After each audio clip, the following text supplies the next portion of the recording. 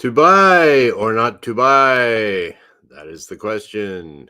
Welcome to the superpilotish channel. My name is Graham Wilson, and today in my basement, I'm going to be talking to myself about do I really need a new lawnmower? I think I do, but it's still running. So I will tell you the story of my lawnmower. It kind of goofed up yesterday, but it's still running. Here is the story of my lawnmower. And I didn't even know what the name of my lawnmower was. It's a MTD Pro push mower. So it came with the house when we bought the house. Someone moved out and they left it. And I was like, great. Now I don't have to buy a lawnmower. And I was thinking, I don't think I've ever bought a lawnmower in my entire life. It's like, oh yeah, I'll take that for free. Or oh yeah, I'll take that. Now I have bought some weed whackers. One, two, three weed whackers. Two are junk, one's good. I still got it here. So, what does a lawnmower look like? And what is the story of my lawnmower? I will use the whiteboard. Here we go. Let's see if I can draw a lawnmower to scale. I don't know. You don't know. I don't know. Does this look like a lawnmower? So far, so good. So the lawnmower is it's starting to look like a car. I better change that up. Let's throw a motor on there. This one, the one that I have, has a Briggs and Stratton motor, which I don't know. I've heard of the name before, so I guess Briggs and Stratton's okay. So we got that, and let's put a handle on here.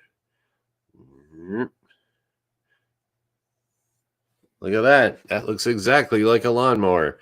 So, but when I first got it, it was one of those the bagging type lawnmowers. So it had like a little bag to collect your leaves. And I never do that because I don't care. Like that's kind of more work than I want to do anyways. I just well, let's remove that from here. Oh, yeah. And another thing, got my handy eraser. Yeah, the other thing about this, there's a little flap dealy back here. It kind of had like a little bar there, and I think that was so when your blade is going around in here, it doesn't shoot all the grass back on your feet. So it's kind of a little safety thing. But I immediately threw that bagger in the landfill. So bye bye. I'm never using that. And it was free anyways, came with the house. So all right. So then my lawnmower looked like that. So far, so good. Then that worked out okay for a while. And I thought, you know what? I'm going to get a new blade for my lawnmower. Everything's running great. So I got this new fancy blade. They didn't have any of the cheap blades. I prefer cheap things. So I don't know. Don't want to spend too much money.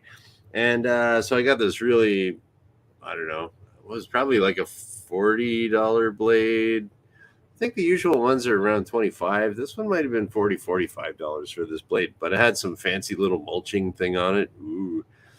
So, anyways, I was mowing along with it, and then the blade caught this thing here because it kind of went backwards, went up into that and crunch. So there was like a bar here, and it just kind of bent the blade. So that one went in the garbage. Then I put the old blade back on it. So now, okay, now it doesn't have the bag. Now it doesn't have the little safety thing here. Pretty good. And then so cutting. Oh, hey, Wrench. Welcome to the show. We're talking lawnmowers. And yeah, so that's what my lawnmower is looking like now.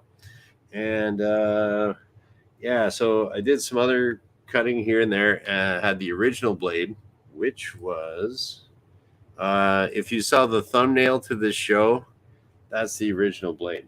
And then, but I had this other blade that I bought, and I was just cutting over at my neighbor's place, and it was his backyard was like a jungle, so I'm basically off roading in this lawnmower. Oh, hey, Michelle. And so I bought this other lawnmower blade to replace the original one that came with it, and then so it kind of like stopped. on a big pile of dirt or something like that. And then I noticed it was cutting differently, and so the blade bent. So what I did was I got it, I put it in the vise, put some C clamps on it, a big long bar, and I was like bending it back into shape. So I got like a straight edge to put it along there, and it looks pretty good to me, but I will still label it as bent. So I got my ancient pen paint marker out, and I labeled it bent. But you can see that my paint marker is all blobby. So here we go. Does that say bent? I don't know. Does that say bent? I'm not too sure. But anyways, I labeled that for myself so that I would know this is not perfect. Okay.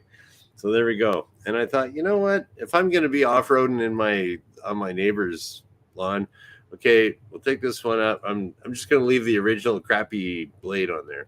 So that's what that was.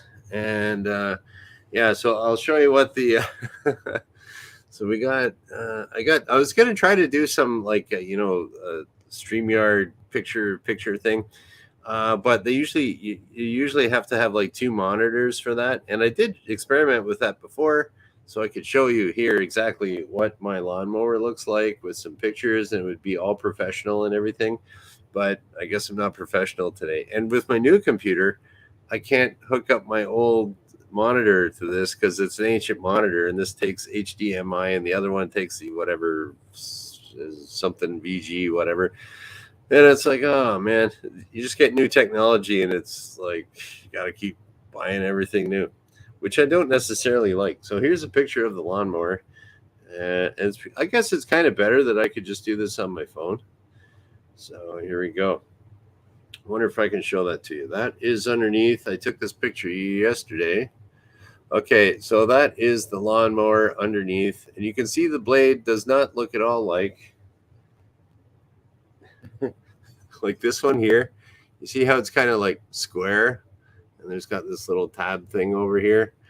Well, this guy here is not exactly square, and it's got a chunk out of it. So now my blade is like, I never really noticed it.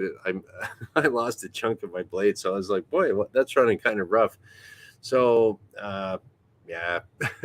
So okay, and there's that. So the other thing about my my lawnmower is that it's gotten a couple of holes in it, so I've been covering them up with duct tape so that the holes don't really. You can see some nice duct tape there.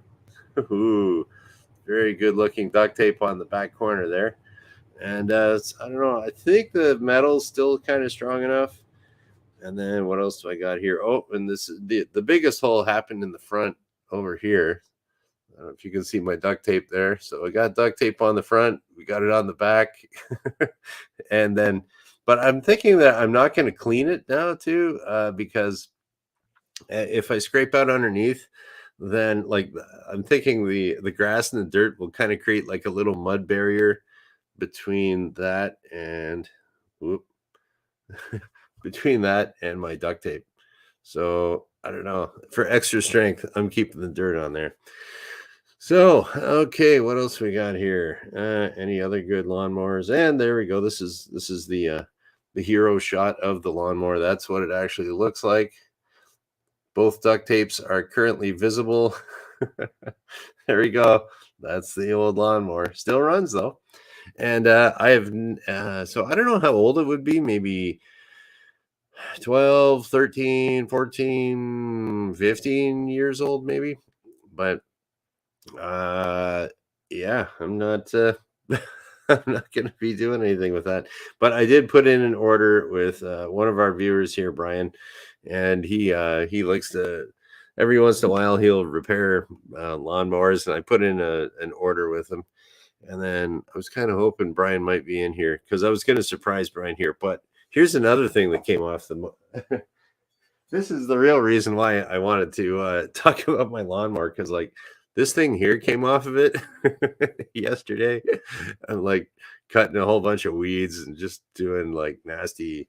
I hear this nasty scraping and stuff. You can see where the blade was scraping it up here.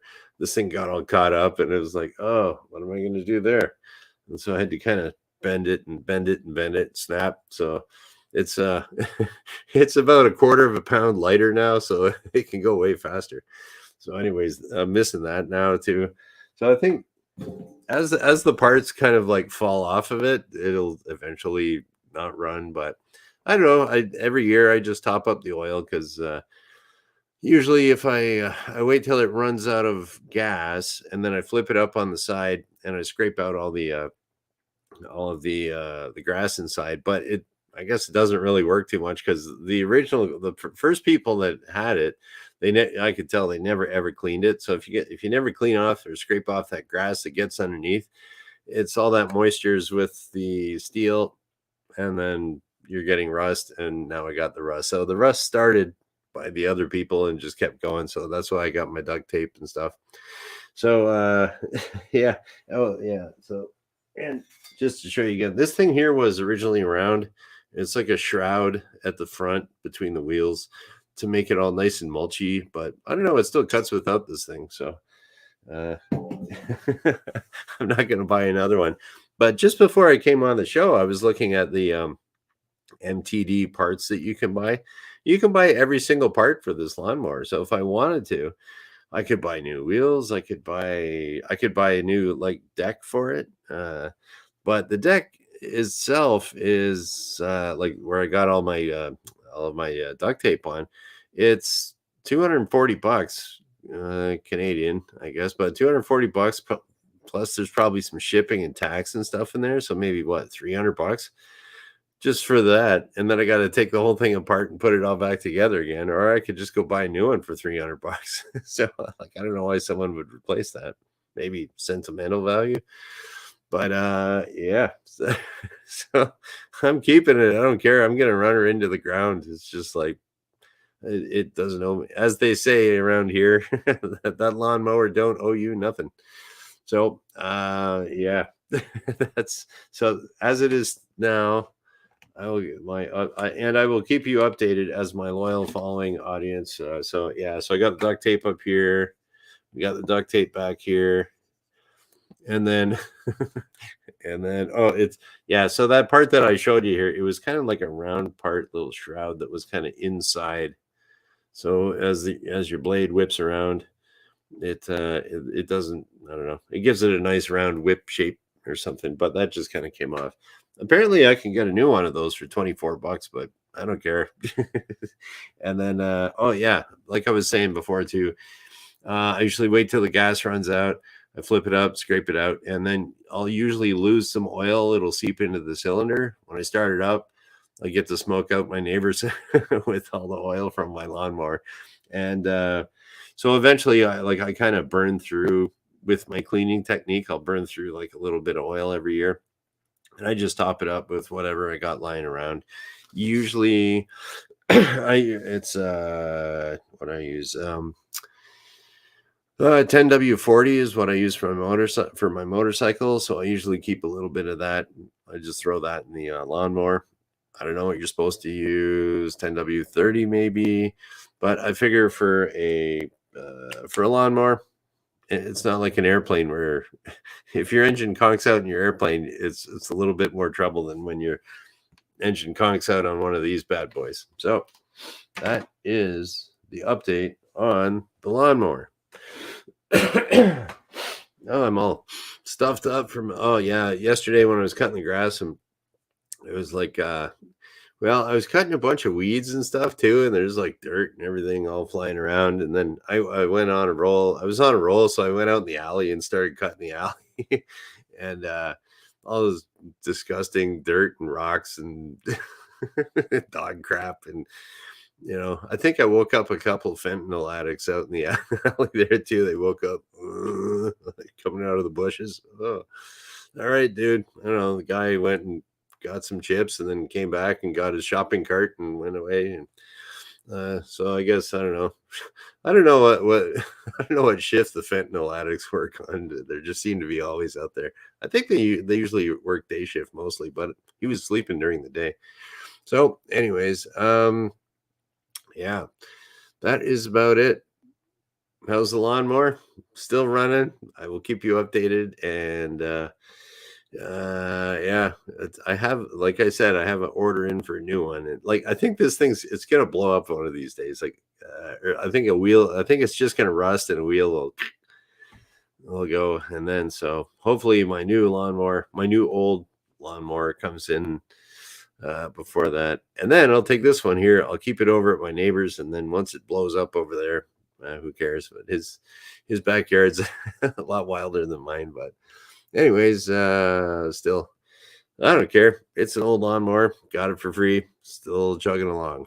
And that's what I like to see.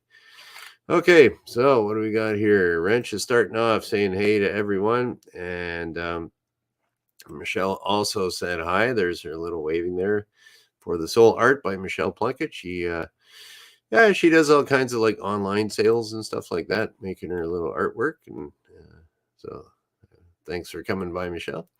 What else we got here? Oh, here we go. Now we get into, see, because some people can really get into talking lawnmowers, especially like suburban dudes. Like they're like, oh, I got a 5-horse. Oh, I got a 3-horse. I got a.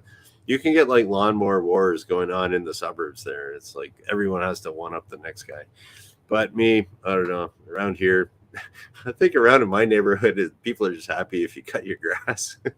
Half the people don't. So here we are. Seems like quite a few city friends are getting battery electric push mowers. I'm a 0-turn rider guy. Yeah, if I had a great big gigantic lawn to cut, I definitely go for the 0-turn. I've heard nothing but good things about the 0-turn lawnmowers.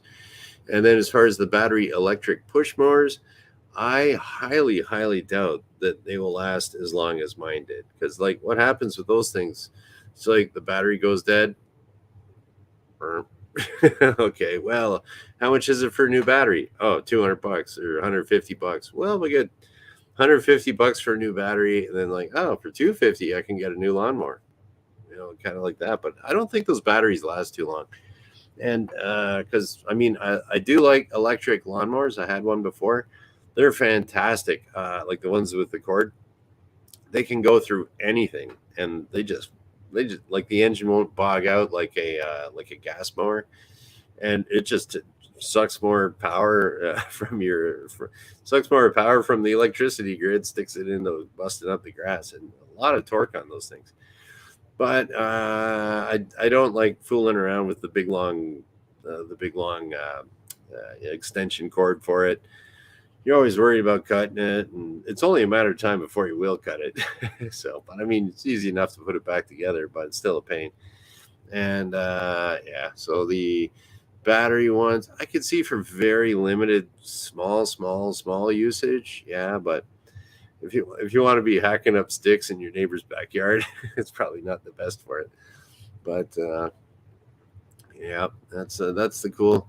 I don't know. And the thing is, like, it's for the gas mowers, they seem to last pretty long, and I don't know. It's not like you spend a lot of money in gas. I mean, actually, I think I've only bought gas for that lawnmower once because I used to take the waste gas from at the airport when I was working there. Everyone would drain their little fuel sumps in their airplanes before they go flying, and they dump it in like a little gas can. And I would take the gas can home and fill it, put it in my gas can. So my lawnmower ran on avgas for about 10 years, 8 years, 9 years. And yeah, I just got free waste avgas from work and brought it home. And so I don't know, I've gone through maybe a couple gallons in like 10 years, but I don't have a very big yard. So, oh yes. And Michelle's talking about an adapter for my HDMI, whatever. It's true. Yeah, so it's just like another thing to buy.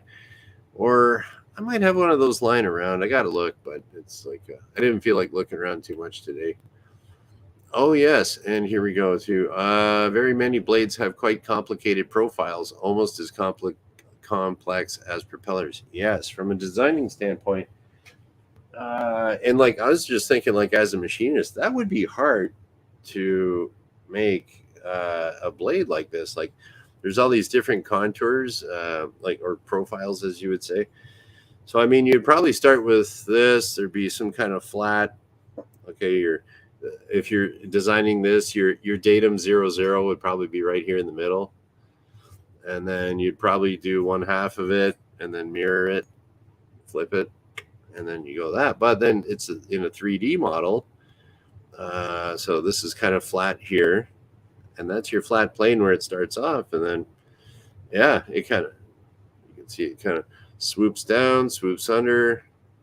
There's other little curvy things here. This guy here kind of flips up, and that's a different flip than this. And yeah, that's quite the engineering marvel. And then to be able to make the die that can stamp this, that'd be tricky. Yeah, but I don't know. Someone thought it was a good idea to make it like that, but I guess you'd kind of have to do that for strength and everything. But where I took my straight edge, I noticed one side was bent more than the other, so I think I took my straight edge. Oh, yeah, and I just stuck it along the inside here, my straight edge. So I figured as long as it hit one point here, this is flat, and that hit one point there. I bent this back so that it would touch here, and hopefully it's okay. We'll see. Yeah, tricky profiles. Yep. Yeah, I still don't know how they make propellers, to tell you the truth. It's just they're all, they're wider and thinner, the angle of attack at various stages along. Yeah, I mean, it's probably pretty easy, or maybe easier with your computer aided design nowadays for propellers, but it's in the old days. Well, you know what? I guess in the old days, all they did was they made a model of it. How does this work? And then they just used a duplicator to duplicate it. So weird. All right, what's this? Done that twice. A set for our John Deere's 325. Lol, my laugh aloud. My bad. What did I forget? What Michelle was talking about there? Oh well. Or maybe. Oh yeah, I didn't catch it when she brought that up. Okay, what do we got here? Yep, cheaper to buy a new one. There we go. There we go. Wrench's dad cut his hand on an open blade mower as a kid. Hard to imagine that was a thing. Yeah, I don't. I don't know how you would do that, like without having a deck over it. I think maybe an open blade mower, like I mean, they used to have, those push mowers with the blades that are kind of like it's like a tube or not a tube. What would it be? Not a cylinder. It would be, anyways. The blades are kind of twisted like that. Those push mowers. My grandfather, he had one of those, and he rigged it up and stuck a gas mower on one of those, and he'd be pushing it, and it's, it worked. But those things are hard to push. Okay, yeah, speed tape. I was thinking about going for the speed tape rather than the duct tape, but I chose the duct tape because if you'll notice, the speed tape is as soon as it punctures, it rips right away real easily. Yeah, what do I got here? Oh, I got some speed tape here in stock. All right. Yeah, so we got duct tape, we got speed tape. Always gotta have some of that. So yeah, my thinking on that is if I got some scissors here too. All right, we're going to do the puncture experiment between speed tape and duct tape, and I will explain why I use duct tape instead of the speed tape. So here we go. We got the speed tape. This is your, I don't know, shiny kind of duct tape. There's your speed tape, and it's pretty easy to puncture that, I think. Whoop, and there you go. And it just rips apart like that. So that would be the speed tape version. I do like the stickiness of the speed tape. Like that's what they put on the airplanes. you are allowed to put some of that on there. And then you got your duct tape. How many people cut duct tape? I do with my scissors because I like to keep it nice and I fold the end over like that so that it's real easy to grab again. Okay, so we'll do the experiment, the puncture of the duct tape. Oh, well, what the heck. I've never done this. I'm just assuming this is the case. So we're going to puncture our duct tape here with, got it stuck on my fingers, and there we go. So it'll stick together, the duct tape, and it won't, like, you really got to rip it like that. So there we go. That's why I decided duct tape rather than speed tape. All right. And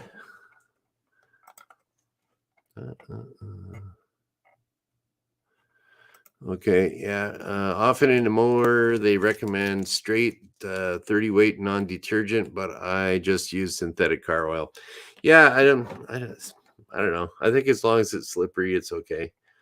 I put yeah, 100 low lead makes more powerful. I don't know if it was my imagination, but I thought it ran smoother with 100 low lead. But I think that's probably my imagination. Oh, a real more. That's it. That's that. Okay. And Rich, thank you for the compliment on the science test. The differences between, well, you got the right tool for the tool for the job, and I think I got the right duct tape, the right tape for my lawnmower. But it's just I don't know, it's not a permanent thing. Okay, anyways, that's about it for today. Talking about fun stuff, duct tape and lawnmower. Oh, and the duct tape, I had that on my car before too, because I had this like big gigantic, I don't know, chunk that was missing at the bottom of the door. So I kind of crafted some duct tape on there, and then I put Bondo and the mesh on there. So anyways, it worked for a while. It like, from a distance, it looked like there was no rust, but there was really just no door there. It was duct tape and Bondo. But anyways, that's about it for today. And we're coming up on the weekend. Today is Friday. Okay. So I will be back on Monday because I do this Monday, Wednesday, Friday at noon Eastern. And we'll just kind of shut her down here. So you guys have a great weekend.